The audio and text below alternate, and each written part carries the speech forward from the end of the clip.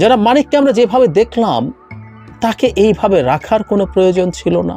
তাকে যেসব মন্তব্য করা হচ্ছে, করে ভিডিও করা হচ্ছে, সেটা ছড়িয়ে দেওয়া হচ্ছে, প্রয়োজন ছিল না, কোনো প্রয়োজন ছিল না। উনি গ্রেফতার হয়েছেন, গ্রেফতারে আসবেন, ভ্যালিড মামলা যদি থাকে। আমি সোফার তার বিরুদ্ধে এখন পর্যন্ত অন্তত যেসব কারণে আমরা খুব ক্ষুব্ধ, সেগুলো যে খুব ভ্যালিড কোনো মামলা হতে পারে আমার আবার তা মনে হয়নি। এগুলো খুব গুরুত্বপূর্ণ, এগুলো চরম নৈতিকতা বিরোধী কাজ। এবং আমি আবারও বলছি, আমি একটু হালকাভাবে একটা ভিডিও করেছিলাম যে তার মূর্তি বানিয়ে রাখা দরকার, যে কেমন হয় একটা মাফিয়া সরকারের মধ্যে থাকা একজন বিরাট, মানে ভীষণ বড় পজিশন, আপিল বিভাগের বিচারক, মানে বিরাট ব্যাপার। সেখানে যায় এবং এরপর তিনি কি করেন, কিভাবে করেন, এবং ওই যে বললাম সরকারের এজেন্সিগুলো তাকে নিতে হবে বলে সব চ্যানেলকে বলেছিল। সরকারের বয়ান জনাব মানিক দেবেন। সো দ্য গভর্নমেন্ট ডিসাইডেড যে জনাব মানিক তাদের জন্য সবচেয়ে যোগ্য ব্যক্তিদের একজন, যিনি তাদের ন্যারেটিভ পৌঁছে দিতে পারেন। সো এসব সব কিছুর কারণে খুবই গুরুত্বপূর্ণ এবং উল্লেখযোগ্য একটা চরিত্র জনাব মানিক। আমাদের এই যে ইতিহাসগুলো আমরা যখন লিখব, গুরুত্বপূর্ণ একটা জায়গা জনাব মানিকেরও থাকবে। ক্ষমতাচ্যুত আওয়ামী রেজিমের সবচেয়ে ঘৃণিত যে কয়েকজন মানুষ ছিলেন, তাদের মধ্যে একজন শামসুদ্দিন চৌধুরী মানিক। মানে একটা জিনিস বুঝতে হবে, আপনি কতটা খারাপ সেটা একটা যেমন ব্যাপার আছে, তার চাইতে হয়তো বড় ব্যাপার মানুষের আপনার সম্পর্কে পারসেপশন কি। অনেক সময় এটা হয়, তুলনামূলকভাবে বেশি খারাপ মানুষটার সম্পর্কে আমাদের পারসেপশন অতটা থাকে না, তুলনামূলক কম খারাপ মানুষটার প্রতি আমাদের পারসেপশন ভয়ঙ্কর হয়ে যায়। জনাব মানিকের প্রতি আমাদের ভয়ঙ্কর নেগেটিভ পারসেপশন আছে, এবং এই ভদ্রলোক ধরা পড়েছেন গতকাল রাতে। আমরা এই নিউজ যখন দেখলাম, তার কিছু ভিডিও যখন ছড়িয়ে পড়লো, আমরা বলি না ঈদের আনন্দ, আমার কাছে ঈদের চাইতে বেশি আনন্দ নেটিজেনরা করছেন সেটা মনে হয়। কিন্তু এখানেও আমার কয়েকটা কথা একটু বলতে চাই, যেন মানিকের পক্ষেই। যে কথা আসছিলাম, আমি আসবো তার পক্ষে আমার বক্তব্যটা কি সেটা নিয়ে কথা বলবো। এবং আমরা সাম্প্রতিক সময়ে যা যা করছি, আমার কাছে মনে হয় আমরা ভালো করছি না, ভুল করছি, অন্যায় করছি। ওই যে বললাম পারসেপশনের ব্যাপার। ধরুন বিচারপতি খায়রুল হক দেশের প্রধান বিচারপতি ছিলেন। এই দেশকে ধ্বংস করে দেওয়ার জন্য শেখ হাসিনার সবচেয়ে বড় সহযোগী ছিলেন কিন্তু খায়রুল হক। যেহেতু উনি জনপরিসরে খুব একটা আসেননি, জনসমক্ষে কথা বলেননি খুব একটা, তাই খায়রুল হকের কথা আমরা অনেকে ভুলে গেছি, অনেকে জানিই না। এই লোক কি বিভৎস ক্ষতি এই দেশের করেছে আমাদের অনেকের কিন্তু জানা নেই, আমরা অনেকে ভুলেও গেছি। কিন্তু যারা মানিক সামনে এসছেন এবং ক্রমাগত বিভৎস সব কথা বলে গেছেন সরকারের পক্ষে, মানে যেগুলোকে আমরা কোনো ফর্মে লিস্ট যুক্তি হিসাবে গ্রহণ করতে পারি না, সেই রকম কথাবার্তা বলেছেন। ফলে তার প্রতি আমাদের ক্ষোভ আছে, ক্ষুব্ধতা আছে, বিদ্বেষও আছে। খুব অস্বাভাবিক না, থাকতেও পারে। আমি শুধু এখনকার কথা বলছি না। এই ভদ্রলোক যখন আপিল বিভাগের বিচারক ছিলেন, নানাজনকে নানাভাবে হয়রানি করেছেন।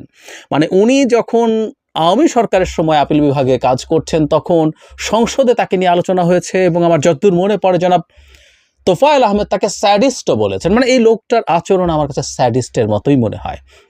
উনি মানুষকে অত্যাচার করে, উনি মানুষকে নিপীড়ন করে আনন্দ পান। চ্যানেল আইয়ের সেই বিখ্যাত টকশোটাতে আমরা দেখেছি যে তার কন্যার বয়সী বা তার চাইতেও ছোট বয়সী একজন উপস্থাপিকাকে তিনি যে ভাষায় আক্রমণ করছেন, অবশ্য পরে দেখলাম উনি মনে হয় অ্যাপোলোজাইজও করেছেন এটা নিয়ে। হোয়াট এভার, যে ভাষায় আক্রমণ করেছে, শুধু ওই দিন না, অন্যান্য সময়ও তার আসলে এই চর্চা ছিল, এই চেষ্টা ছিল। সুতরাং এই স্যাডিস্ট মানুষটাকে আমরা দেখেছি, এবং যেহেতু আমরা আদার সাইডে ছিলাম, ওগুলো আমাদের গায়ে লেগেছে, গায়ে লাগতো। আমি এটাও জানি, এই যে ছাত্র জনতার যে অভ্যুত্থান শুরু হলো, সেই সময় আমরা খেয়াল করব, যখন ইন্টারনেট অফ ছিল, টিভি টকশোতে কিছুটা আলোচনা আপনি বা আমি দেখতে পেরেছি, এবং সেখানে অনিবার্যভাবেই সরকার বিরোধী তেমন কেউ যেতে পারতো না। সেই জায়গায় প্রায় সব দিন একাধিক শোতে জনাব মানিককে দেখা যেত, এবং উনি ভীষণ কঠোরভাবে সরকারের পক্ষে দাঁড়িয়েছেন, এবং বলা বাহুল্য উদ্ভট সব যুক্তি দিয়েছেন।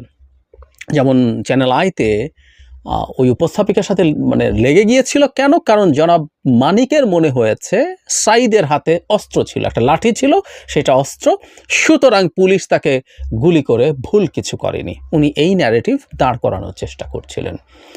ঠিক আছে, সেটা তিনি করতেই পারেন, আমরা সেদিকে না যাই। এবং এটা ঠিক যে আমরা মানিক হচ্ছেন একেবারে একটা মাফিয়া সরকার, স্বৈরাচারী মাফিয়া সরকার কিভাবে কাদেরকে নিয়ে কাজ করে তার একটা মূর্ত প্রতীক। মানে এই ভদ্রলোক আমাদের প্রধান বিচারপতি হয়ে যেতে পারতেন। এটা আমাদের আলোচনার বিষয় যে এরকম তীব্র বিদ্বেষ, ক্ষোভ, মানুষের প্রতি স্যাডিস্ট মেন্টালিটি রাখা, মানুষকে অত্যাচার করে আনন্দ পাওয়া একজন মানুষ কিভাবে এটা হন। একটু অফ টপিক যোগ করে দেই, তারপর আসবো কেন তার পক্ষে কথা বলছি।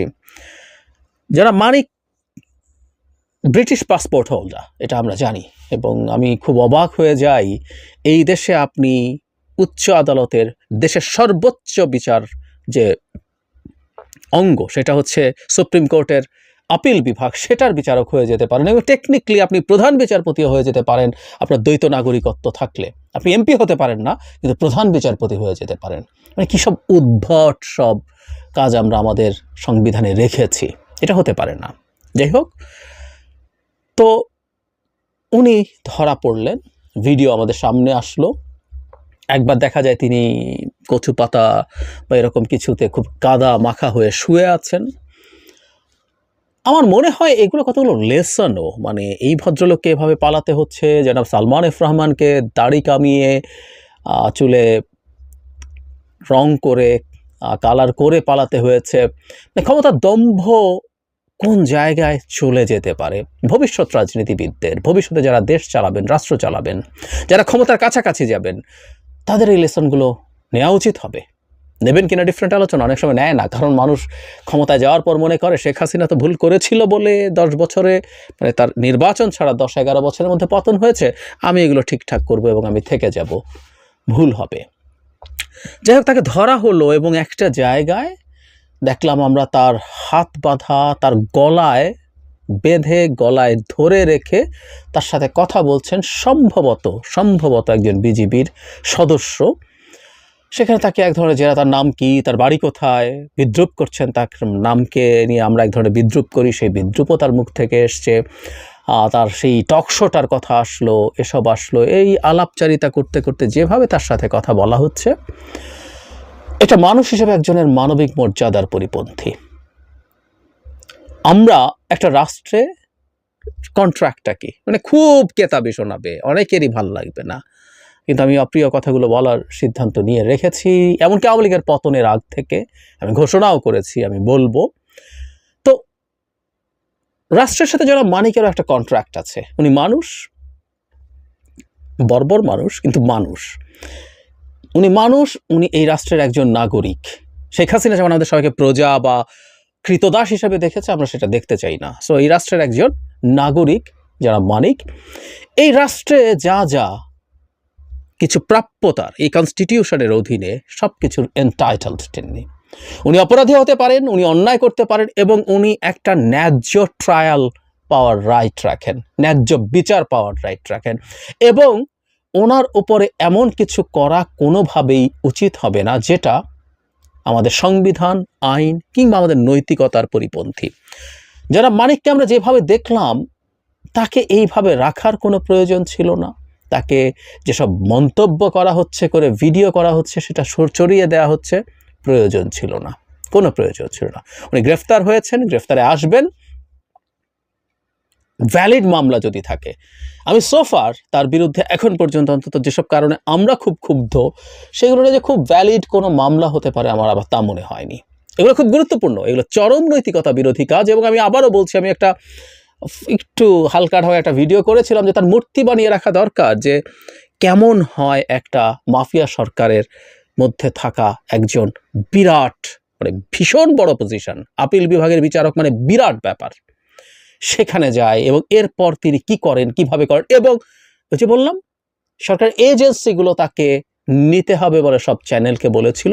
সরকারের বয়ান জনাব মানিক দেবে। সো দ্য গভর্নমেন্ট ডিসাইডেড যে জনাব মানিক তাদের জন্য সবচেয়ে যোগ্য ব্যক্তিদের একজন, যিনি তাদের ন্যারেটিভ পৌঁছে দিতে পারেন। সো এসব সব কিছুর কারণে খুবই গুরুত্বপূর্ণ এবং উল্লেখযোগ্য একটা চরিত্র জনাব মানিক। আমাদের এই যে ইতিহাসগুলো আমরা যখন লিখব, গুরুত্বপূর্ণ একটা জায়গা জনাব মানিকেরও থাকবে, কোনো সন্দেহ নেই। কিন্তু উনি যা যা বলেছেন আমাদেরকে ক্ষুব্ধ করেছে, কিন্তু আমাদের ক্ষুব্ধ করলেই কি সব ক্রিমিনাল অফেন্স হয়ে যায়? কথার কথা, যদি কোনোটা হয়ও সেটা অনুযায়ী বা তার অন্য কোনো ক্রিমিনাল অফেন্স সেটা হতে পারে। উনি যখন বিচারক ছিলেন, বাংলাদেশের বিচারকরা ভীষণ ঘুষটুসের বাণিজ্য করেছেন, অনেকে করেছেন, ওইরকম যদি প্রমাণ থাকে, বা পরবর্তীতেও তিনি যেহেতু সরকারের খুব কাছের মানুষ ছিলেন, খুব কাছের মানুষদের একটা কমন ধান্দা আছে, তদবির বাণিজ্য, অর্থনীতির ভাষায় যেটাকে আমরা রেন্ট সেকিং বলি, তার সম্পদের কি পরিমাণ আছে সেটা দেখার ব্যাপার আছে। এগুলোতে আমরা যদি তার কোনো সম্পৃক্ততা পাই, সেটা নিয়ে ভ্যালিড মামলা হোক, সেই মামলা দিয়ে তার বিরুদ্ধে ট্রায়ালের ব্যবস্থা করা হোক, এবং তিনি যখন কোর্টে যাবেন, আমি ধারণা করি তাকে যখন কোর্টে উত্থাপন করা হবে, কোর্টে আমরা দেখেছি অনেকেই আক্রমণের শিকার হচ্ছেন, এবং আমি দেখছি যে সরকার ঠিকঠাক মতো চেষ্টা করছেন কিন্তু পেরে উঠছেন না। ফলে আরও বেশি নিরাপত্তা ব্যবস্থা জোরদার করা দরকার। উনি কোর্টেও পূর্ণ নিরাপত্তার সাথে যেন যেতে পারেন, এবং উনি এর পরবর্তীতে একদম ফেয়ার একটা ট্রায়াল যাতে উনি পান, সেটা নিশ্চিত করতে পারতে হবে। জনাব মানিককে ধরার পর যা করা হয়েছে আমি এটাকে কন্ডেম করি, এবং এটা ভবিষ্যতে মানে বাইরের পৃথিবীতে আমরা প্রায় একটা কথা বলি কিন্তু কেউ কানে তুলি না আসলে, অন্য সব কিছু বাদ দিই। আমরা যদি মনে করি যে আমরা এটা করব, এটা যুক্তি না, তারপর আমি একটু অন্তত সতর্ক হওয়ার জন্য যদি বলি, এই জিনিসগুলো সারা পৃথিবীতে শোকেসড হবে। পৃথিবীর দৃষ্টি এখন আমাদের দিকে, আমরা কি করছি না করছি, আমরা অভিযুক্তদেরকে নিয়ে কি বলছি। আওয়ামী লীগকে কি করেছে, প্লিজ এই কথাটা আমরা কেউ যাতে না বলি। আমরা আওয়ামী লীগকে সরাতে চেয়েছি মানুষের সম্মান রক্ষার জন্য, মানুষের গণতান্ত্রিক সাংবিধানিক আইনি অধিকার নিশ্চিত করার জন্য, মানুষের মানবিক মর্যাদা নিশ্চিত করার জন্য। দ্য ভেরি ডেফিনেশন, এই যে সাম্য মানবিক মর্যাদা বলি, মানবিক মর্যাদা মানে হচ্ছে একটা মানুষ শুধু এ কারণে সে কতগুলো রাইটে এন্টাইটেলড হবে। সে ভয়ঙ্কর অপরাধী হতে পারে, বিরাট অপরাধী হতে পারে, ট্রায়ালে তার মৃত্যুদণ্ড হতে পারে, কিন্তু সে তার লিস্ট কতগুলো যে রাইট আছে সেগুলোতে সে এন্টাইটেলড হবে। সুতরাং পৃথিবী দেখছে, এটা আমাদের জন্য খুবই খারাপ প্রেসিডেন্স হয়ে থাকবে। আর আবারও বলি, পৃথিবী না দেখলেই বা কি, যে বেইনসাফের দেশ আওয়ামী লীগ তৈরি করেছিল সেটার বিরুদ্ধে আমরা লড়াই করেছিলাম, আমরা ইনসাফ কায়েম করতে চেয়েছিলাম। আমরা যেন সেই জায়গা থেকে কোনোভাবেই সরে না আসি। খুব অন্যায় হবে, খুব ভুল হবে।